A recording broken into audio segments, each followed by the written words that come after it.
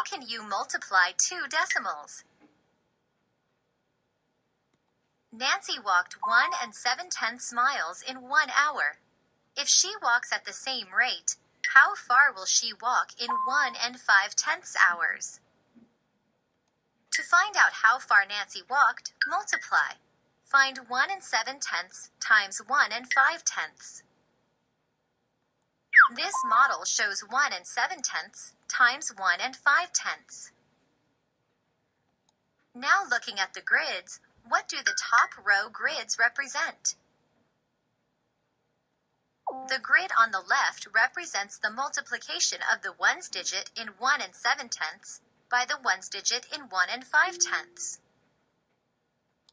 Then the grid on the right represents the multiplication of the tenths digit in 1 7/10 by the ones digit in 1 5/10.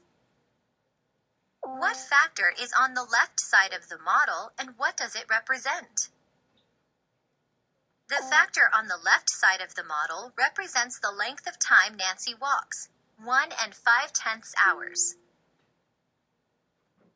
What do the grids in the bottom row represent? The grid on the left represents the multiplication of the ones digit in 1 7/10 by the tenths digit in 1 5/10. Then the grid on the right represents the multiplication of the tenths digit in 1 7/10 by the tenths digit in 1 5/10. Before you find the exact answer, estimate the product. Round 1 7/10 and 1 5/10.